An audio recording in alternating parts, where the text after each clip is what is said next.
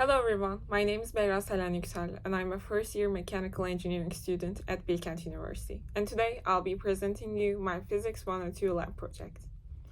In my project, I want to make a pressure sensitive capacitor. Basically, I investigated the behavior of the capacitance when a pressure is applied to the plates and determined the dielectric constant of the material under different pressure conditions by using a compressible dielectric material. To conduct this experiment, I used the following items: 2 conductive plates, a compressible dielectric material, which I used as this silicone sheet, a capacitance meter, weights, and a micrometer to measure the distance. I conducted this experiment in 2 parts. At first I used 2 plates, which were 12 to 12 centimeters, and set them as parallel. Then I placed a silicone sheet between them as my dielectric material.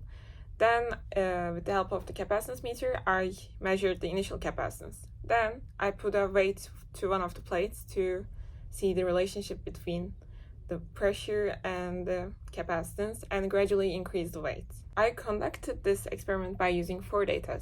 At first, I didn't put any weight on it and measured the initial capacitance. Then, I used a puck, and that was around 400 grams. Then, I used another object that was like 1.8 kilograms and another one that was like 3.7 kilograms, yes. And this is how my data turned out.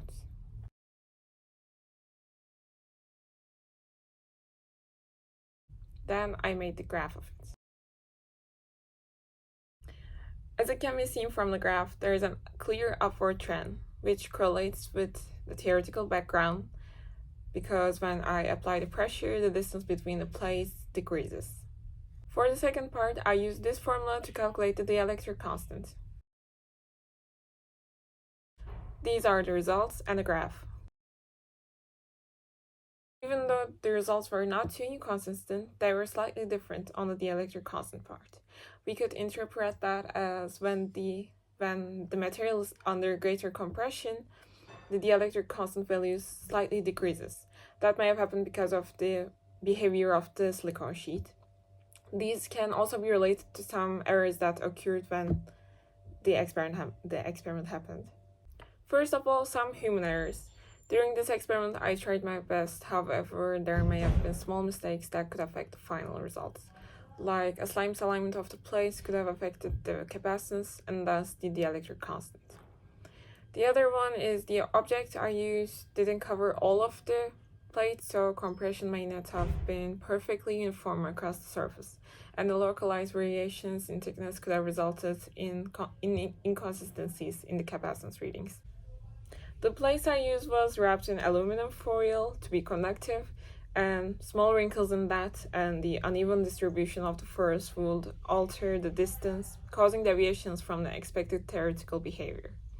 And the imperfect contact between the plates and the dielectric material may have led to air gaps, which results in lower dielectric constant and eventually decreasing the effective capacitance. Some errors may have occurred because of the measuring instruments as well. I used a micrometer to measure the distance between the plates, and that itself has an error percentage.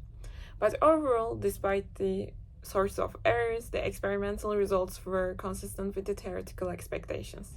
That was all for my project, and thank you for listening to me.